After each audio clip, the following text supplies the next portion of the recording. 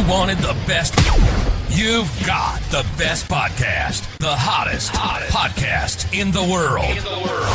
The Chris Voss Show, the preeminent podcast with guests so smart you may experience serious brain bleed. The CEOs, authors, thought leaders, visionaries, and motivators.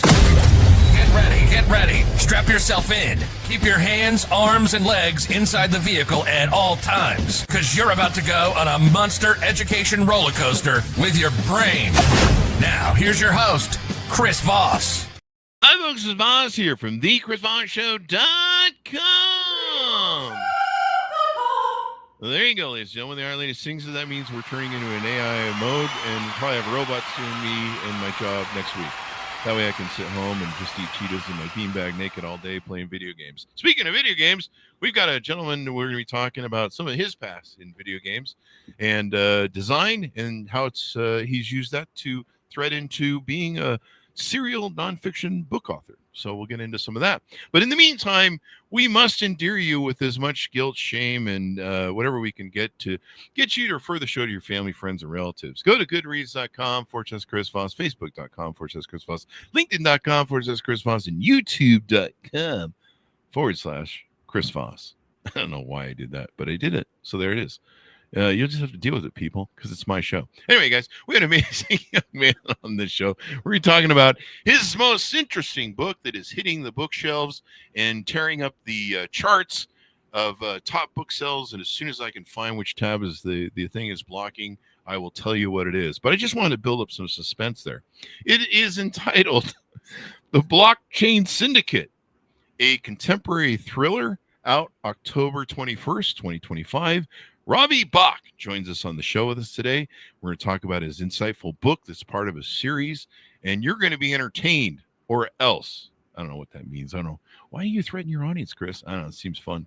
So Robbie is best known for founding and leading the team that created the Xbox. You may have heard of it from a small company named Microsoft. Today, he is an entertaining storyteller and catalyzing voice who writes books and speaks to audiences on leadership, strategy, creativity, and civic issues. Robbie joined Microsoft in 1988. That's weird because he looks like he's about 30 years old. Anyway, over the next 22 years, he worked in various marketing and business management roles, including supporting the successful launch and expansion of Microsoft Office. He was the chief Xbox officer. He led the creation and development of the Xbox business, including the launch of the Xbox and highly popular successor Xbox 360, as well as the Xbox Live gaming platform. Then as Microsoft's president of the Entertainment and Devices Division, he was responsible for the company's worldwide gaming, music, video, phone, and retail sales business until he retired in 2010. Welcome to the show, Robbie. How are you? Really good, Chris. Thanks for having me on. Good to hear that introduction. That was quite a production. I love it. 1988. Were there even computers back then? No, barely. I was running on DOS. Nobody on your show will even know what DOS was. So I'll tell you how long ago it was. Yeah. I'm old with you, man. I know what DOS is. I remember that. I remember when Windows came out. Like, it was really freaking cool, man. I think it was Windows 2.0 where it was officially Windows, right? That's right. It started with Windows 2.0, and then the real big release was Windows 3. That was a huge deal. Yeah, still better than Vista. No, I'm kidding. I'm doing jokes.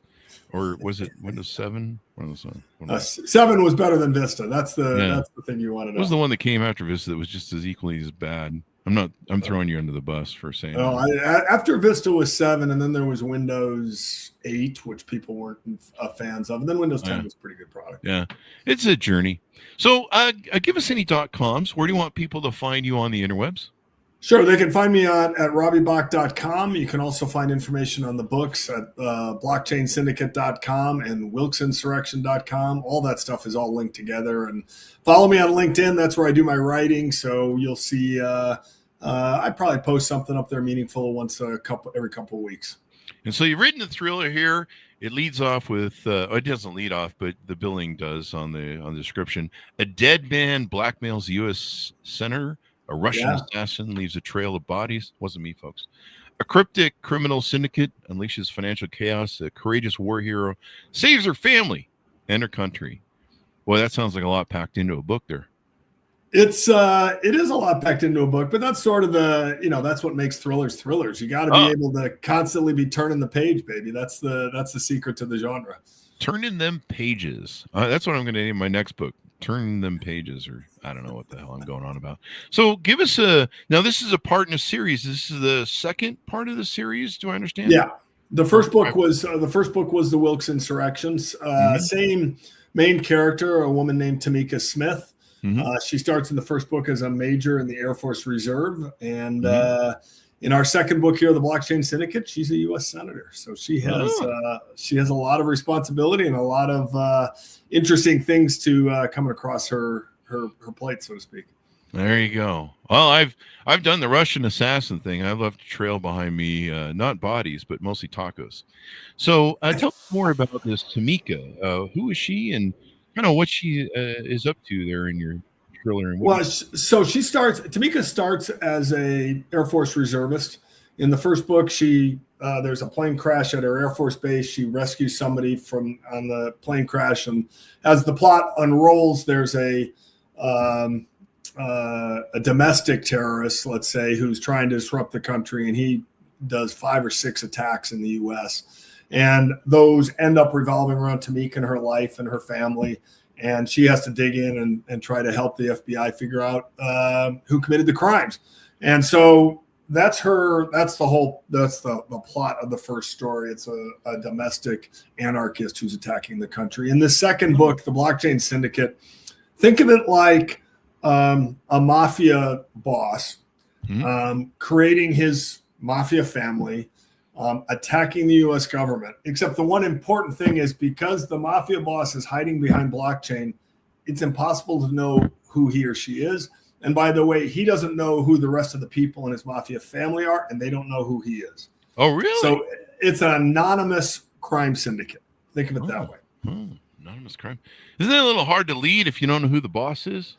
Well, he knows who the boss is. Oh, okay. So he's the one. He's the one in charge of the syndicate, and so he's directing people. And as the plot unrolls, our good guys are trying to figure out who is this guy, where is he from, and why can we not figure out who he is? And technology plays a huge role in the story. Yeah, and as we learned from mobsters that used to try and stay anonymous and undercover, certainly not John Gotti. They tried to do that so they can keep anonymity. So it's hard to figure out who to take out or who to prosecute if you don't know who the boss is. But I suppose the guy pulling the strings, the puppet master, he knows, and that's all that matters. Yeah, that's right. And he's he turns out to be a really smart guy. He's a venture capitalist, has a lot of money, so he has plenty of money at his disposal to attack what's going on in the country. Wow. That's pretty wild. So now this is kind of a journey. You spent a lot of years at Microsoft and technology with being nerdy with the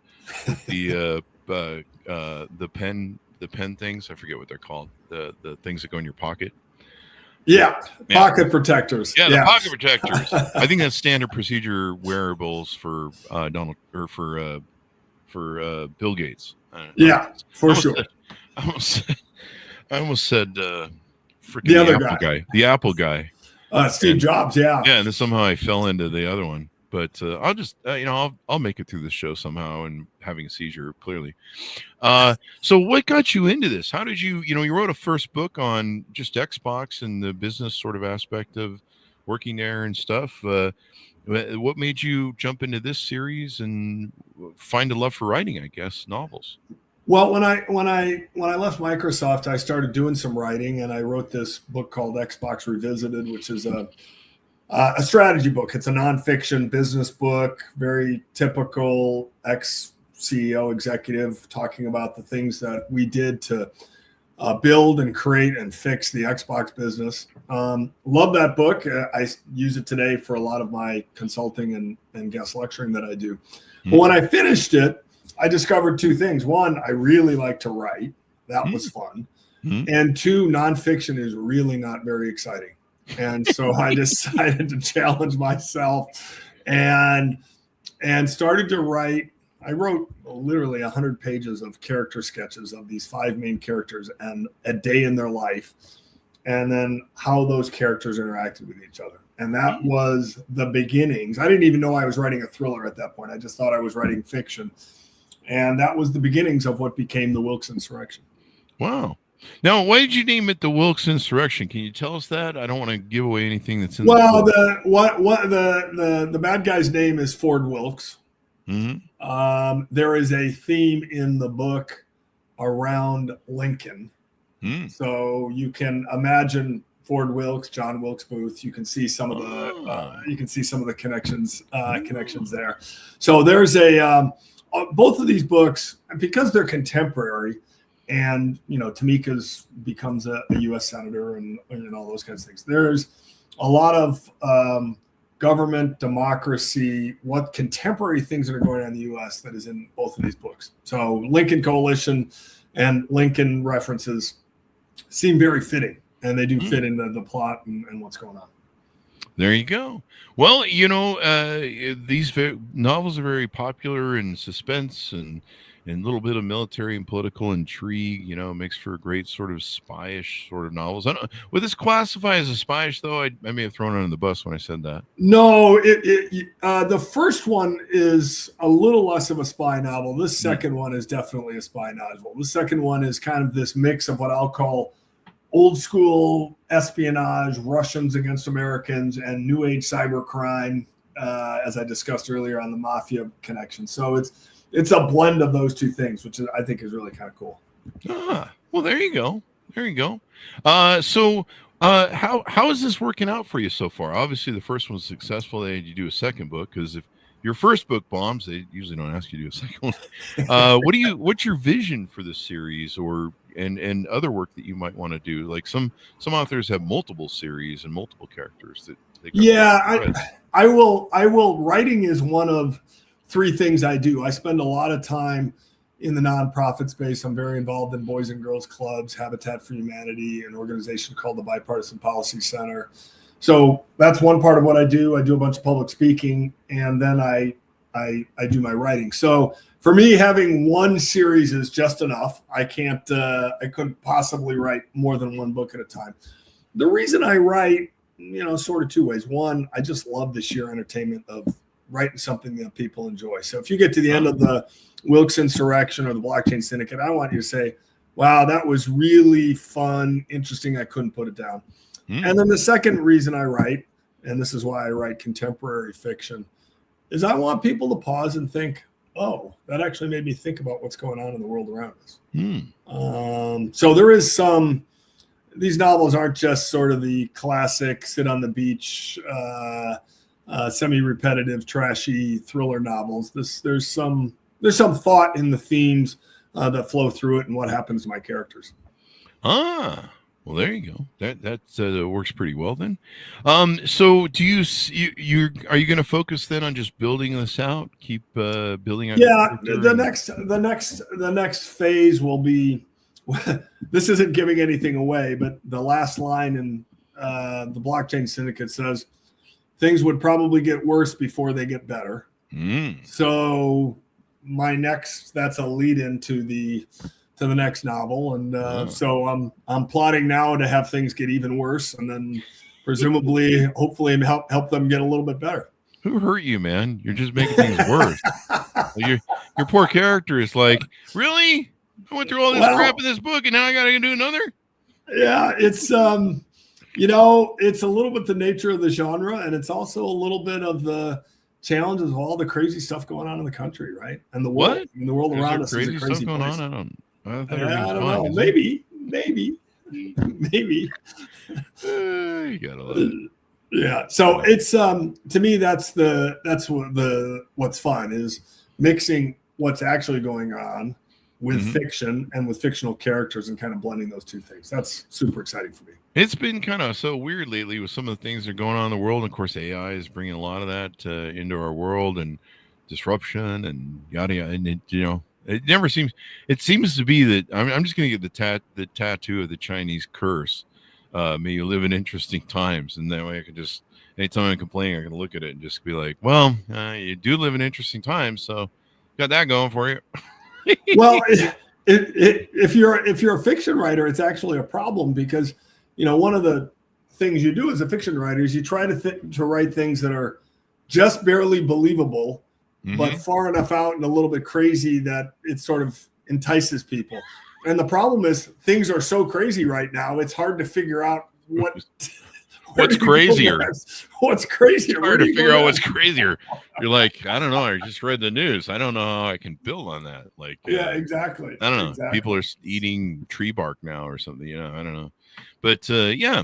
Where did you get the wherewithal for understanding maybe research or something? Understanding, maybe some of the guns and aspects of, these sort of novels, maybe the gunplay, some of the different, a lot of the guys that we have come on the show that do novels like this, they were in the military. Sure. And so where did you kind of dig up or research maybe that you did that helped you kind of figure out how to flesh out the characters and some of the scenarios they get into? Well, there's parts of this that are sort of native to me. So in my case, I'm not in the military, but I worked for a technology company. You did work for Microsoft. There's probably a lot of gunplay in that. Well, no gunplay, but a lot of tech, and technology plays a role in all of these books. So the tech part of it is sort of my background. I also spent a lot of time in the civics and policy space, so I have some of that in my background. And then for other things, I do a lot of research. I interview a bunch of people. There's a scene in the book that involves an airplane. And how do you track an airplane and how can an airplane hide itself and all those kinds of things? Well, it turns out one of my friends from Microsoft flew F-4s in the Israeli Air Force. And another one of my daughter's friends is a commercial pilot for Delta Airlines. So I talked to them and they sort of gave me the ins and outs on how tracking works and how those things work. Tamika Smith's in the Air Force. Two of my fellow board members on a couple of boards I'm on are Air Force generals. I spent some time talking with them. They've connected me with other Air Force people. So, you go and do the research for the Blockchain Syndicate. Through my connections at the Bipartisan Policy Center, I got a tour of the U.S. Senate because a couple of the scenes take place on the Senate floor, and I needed to be able to see that to sort of describe it. So, it's a combination of my background, the work I do, and the people I meet. And sometimes you have to go to extreme measures. Once I had to take an Amtrak train to see what the inside of an Amtrak train looked like, and so I could describe it. You do things to get as real as you possibly can. Yeah. We have a lot of novelists that come on the show, and they'll tell me, I set the novel in like Paris so that I could have an excuse to go there and do research. I'm like, that's pretty smart. They're like, last time I went to Venezuela or Argentina, whatever, pick your country, and they're like, just every time I write a book, I go someplace I haven't gone to that I want a vacation. You'll laugh. I was talking to a fellow author, and he said, well, tomorrow I'm going to Finland to do research for my book. And I was like, okay, dude, you don't really understand how this is supposed to work. Finland is not the place you go to do research on a book. I mean, do you really want to go to Finland in December? That doesn't seem like a good strategy. They have a good red light district. No, I'm just kidding. I don't know what I could do. It's just who knows in Finland? It is cold there, though. Yeah, and it's cold and dark in December. It's really dark. Yeah, if you like skiing, that might be the place to go. Yeah, maybe. That or just looking at Russians through the scope. So. Yeah, there's that too. There's better places to go skiing. Anyway, I do think, like the Blockchain Syndicate, I spend a lot of time in the Netherlands. My wife is Dutch, so a meaningful portion of the book takes place in the Netherlands. So my red light district. Your red light district was a good reference. I was just one country off. There exactly. Good reference. Good. Yeah, we pull a good one every now and then. Every now and then we get a joke right on the show. So people are going to read this books, and we've had the Tom Clancy folks on the show. Everybody but Tom Clancy himself, and lots of the novelists that write these series of books, and people love them, man. They eat them up. They fall in love with the characters. Pretty soon they start telling you what your characters are up to, and you're like, "What? I wrote the book. What? Like we have one of our authors we have on regular. She's a wonderful lady, and I think she's almost 90, and she's written like 60 or 70 books with multiple threads and trees, if you will. And she's like, yeah, people have come up to me and told me about my characters. Like one time it came up and said, do you understand that character you've written like 15 books on is a serious alcoholic? And she was like, oh, wow. No, I didn't realize that. But her previous husband, or her last husband, was a alcoholic, and so she was writing. You write what you know. Well, it is true that people always ask me, so which one of the characters in your book is you? In my case, at least, none of these characters are me.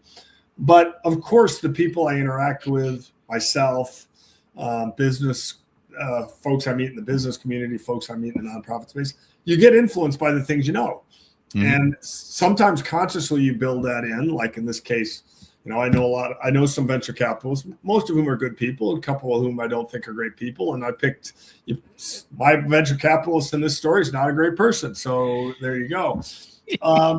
But there are, it also happens subconsciously where you're not really even thinking about it. And suddenly you get to the end and you read the character and said, oh, that's a little like name a friend, name a person you know. Yeah. That happens. Yeah. And sometimes it's intentional, sometimes it's not. You write what you know. That's really important, folks. Do you find how do your characters come to you? Because we have a lot of people on the show, the characters like literally talk to them and annoy them into writing the book. And I don't know if for me, anytime people talk to me, it's one of my 12 personalities. And, and the judge says I can't talk to the one that says kill, kill, kill all the time anymore. Ankle bracelets come off next week. How many times can you do that callback joke on the show, Chris? I don't know. There's 2,500 shows or 2,600 shows. So, how do your characters work with you? Do they stalk you, or are you able to kind of contain them?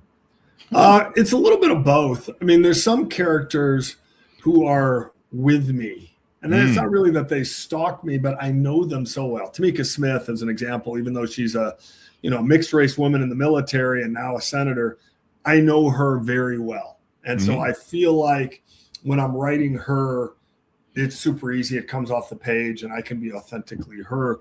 There are other characters who I have to work a little bit more challenging for me. And I have to work harder at them. Do any of them stalk me? That's an interesting question. I have one character who has to talk to himself. He's a technology nerd who lives in a basement and is a super technical whiz, but he never really meet anybody by design in the story. And so I can't have him in his own head the whole time. So he talks to himself, and that's how I get dialogue in the chapters on him. And so I suppose he sort of stalks me a little bit in that way. But Tamika's with me all the time. I take the dog for a walk. I'm trying to solve a book problem. And sometimes that's how it works out. There you go. It helps if you dress up like your character. So maybe I'm not going there. They don't say that, folks. I just made that up for funny. Right now, somebody's going, we should write that down. It's really interesting to me what authors tell me about their relationships with the characters, and I'm jealous because I'm stuck in writing business books, and I wish I could have that imagination, or maybe other voices in my head other than the kill, kill, kill one, that would make it easier to write. Because I just got nothing. All I got's business stories and a collection of that crazy, stupid stuff I did all my life. And that's it. That's all I got. So I'm jealous you guys have that. For me, it's one of those things. This is going to sound really silly, but after I finished the first book, The Wilkes Insurrection, people said, are you going to write a second one? And I said to them, yeah, Tamika's story's not done. I feel like I have an obligation to tell her story. And, so you do make connections and have an affiliation and have a relationship with the characters in your stories. That happens. Now, then there's the bad guys. And, I don't know if I don't think I actually have a relationship with any of the bad guys. Although in in the Blockchain Syndicate, there's a Russian named Nastya Andropov, who she's a bad person, but I really like her as a character. So there you go. It can work both ways. Nastya, wasn't she with Bullwinkle and that one guy? No, that was, let's see, who is that? No, that was what's her name? Her name was like Nastya. It was Boris and Natalia. Natalia, yeah. That's where that reference popped into my head from. I was like, hey man, I think I know this one. Yeah, that was Boris and Natalia. Boris and Natalia. I can't even quote for that. That's the Bullwinkle show. That's Bullwinkle show when we were kids. Love that show. That's a very funny there show. You go. So, when should people expect the next book from you? Well, that's a good question. Well, you're right into the spot. Certainly not in 2026 because I haven't started, but maybe 2027. We'll see. There you go. I now have. In a strange way, with the second book, I didn't feel any urgency. The first book did really well. I was very happy with it, but I didn't feel any urgency. Now I feel like the story has enough momentum that I feel like I have some urgency. So hopefully by 2027. You know what you do? You get one of those contracts where they have a gun at your head. That fixes that. That's hard for me because this is like, writing's for me 30% of my time. And so, when I get a chance to do it, I got to be super efficient. And thankfully I enjoy doing it. Do you try and write an hour a day at least? Some people, they follow a thing. They're like, you got to write often and stay on top of it. I find that I do better when I don't write often. I know really? That sounds a little strange. Yeah. I find that, I'll write in chunks. So I'll have a week where I'll have 3 or 4 days. I'll clear my schedule and I'll write 3 hours a day. And I'll get a ton of work done. And then I'll have to travel and do a board meeting or do something else. And 2 or 3 weeks later, I'll come back. And the good news is, the bad news is I have to reread and do some editing on what I've written. Mm-hmm. But the good news is I come at it fresh. Oh. I've been gone a little bit. And so I don't, in the 3 books I've written, the nonfiction book and the 2 fiction books, I've never had the look at a page and stare at it and not be able to write. That has not happened to me. And I think partly that's because I step away from it. I have author friends who say I write 1,500 words a day no matter what happens. Yeah. I do that. I do that in my relationships. I'm like, I think I can be better in this relationship. I leave for a while and then come back. That's a different problem, a different tactic. There you go. Now you know why you've been married for 44 years, was it? And 40 years, yeah. Yeah, I can't make it past 45 minutes on a date. So, you have something I don't. So there you go. So as we go out, tell people the final pitch out on the book, on where to pick it up, .coms, where they can find you, all that good stuff. And you can on Xbox. You can buy the book anywhere books are sold, Amazon, Barnes & Noble, your local independent bookstore. I love to support independent bookstores, so find a local independent store and head there. You can find me at RobbieBach.com, just like it sounds. You can find, if you type in the Wilkes Insurrection or Blockchain Syndicate, you'll get to .com site for both of those. There's video trailers there, character descriptions, scene descriptions, lots of background on the books, and I hope everybody enjoys it. There you go. Well, they certainly are. You got a second book and a third one on the way, so people will definitely want to check it out. Thank you very much for coming to the show, Robbie. We certainly appreciate it. We didn't get your what game console do you run on now, or do you want to tell us? I don't want to. Okay, so this is the best part of the story. So I ran the Xbox business for 10 years. I love the business. I love the products. I love the creativity. I don't play video games. What? I know, that's crazy. If you go on Xbox Live, there's a gamer tag called Xbox, XBACHS. Oh, really?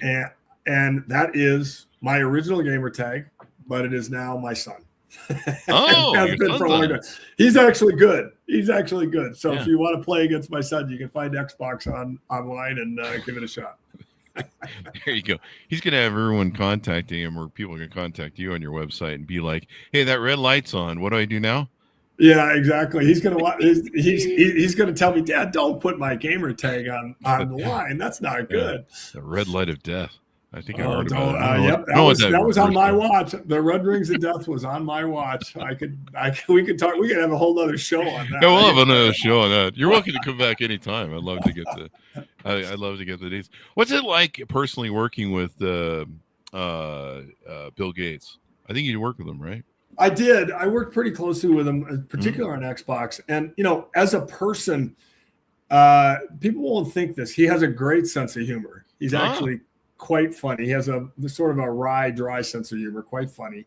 Obviously super smart, maybe the most competitive person I know. Really? But I learned so much from him and from Steve Ballmer. I worked directly for Steve for 7 years.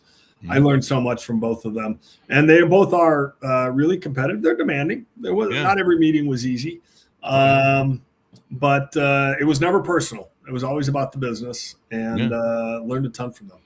Does he read? Does he always portrays himself to be reading? Like I'll see him on like sailboats, and he's got a book and he's reading, and I'm like, Bill reads nonstop. Wow. He reads nonstop, and he reads a wide. The range of stuff he reads is pretty wide. This is not a narrow field. He reads a lot of different stuff, and that's I could bring guys on my team who were deeply technical in an area where you might think Bill didn't know anything. I'd bring them to a meeting. They would start a conversation, and it was clear that Bill had read up and knew which questions to ask and could figure out. He had a good BS meter with the guys who didn't know what they were talking about. He's a unique individual. And look, he and his ex-wife will do more for the world in what they do in the nonprofit space and the money they give away than they ever did in the tech space. I think the way they lead in that space is really good. It's too bad USAID got shut down. I think he was talking about that recently. It's super sad. And unfortunately, people are dying as a result, and he's pretty upfront, frank about that. And that's sad. I always remind myself I need to be more like him and read more books. I try and audiobook consume as much as I can, but reading you not only learn to be better as a writer, but it really activates the brain, it keeps the brain sharp and having a good imagination, understanding things. Yeah, I've had those CEOs where you can be working on a project for 2 months and you're at a wall and you're stuck, and he comes in to help, and within 5 seconds he knows the answer, and he's like, no, you just do that with this. And how long you guys been working on this? Well, we've been beating our heads against the wall for 2 months, and you just walked in here and told us the answer. Well, here's the hard part I will tell you. That experience I've had with Bill and Steve, no question. But I've also had the experience where they thought they knew the answer, and then you got to tell them you think they're wrong. And that is always a fun experience. And the good news in both of their cases, if you had facts to back it up, they would listen and change their mind. But it was always interesting. I would just always hold up that video of Ballmer making fun of the iPhone and how it was never going to work. Steve unfortunately has. There's a lot of videos that Steve would prefer weren't out there, but he's a super energetic guy and crazy smart. And, hey, as long as you hit more home runs than you hit foul balls, you win a game. And he's had they both have had their share of home runs. Oh, that's for sure. There you go. Well, thank you very much, Robbie, for coming on the show. We certainly appreciate it. Please come back for the next book when it comes out. I'll be happy to do it. Thanks for having me on, and all the best in the holiday season. Thank you. You too. The holiday season. People watching 10 years from now in May are going, what? So there you go. That's why I always date things on the show, because there are literally people that will write me and be like, hey, you review the Xbox 360. I actually have a big review of the Xbox 60. It's got 360. It's got a trillion views on it or something. And people write me and be like, hey, you know that the price on that isn't the same anymore, right? And I'm like, dude, look at the date on the video. And they're like, why are you reviewing the Xbox 360? It's 2025. You're like, dude, the video's 15 years old. It's just crazy. So there you go. Folks, pick it up wherever fine books are sold. Stay away from those alleyway bookstores. You might get mugged, or I don't know, you might meet the Russian assassin in the book. The Blockchain Syndicate. a contemporary thriller out October 21st, 2025 by Robbie Bach. Thanks for tuning in. Refer the show to your family, friends, and relatives, or I'll haunt you at night and make noises under your bed so you think there's a monster under there. It might be the monster under the bed. You never know. That's why you should always refer the show. Go to goodreads.com/Chris Voss, linkedin.com/Chris Voss, youtube.com/Chris Voss, all those crazy places. And be good to each other. Stay safe. We'll see you next time. You've been listening to the most amazing, intelligent podcast ever made to improve your brain and your life. Warning, consuming too much of the Chris Voss Show podcast can lead to people thinking you're smarter, younger, and irresistible sexy. Consume in regularly moderated amounts. Consult a doctor for any resulting brain bleed.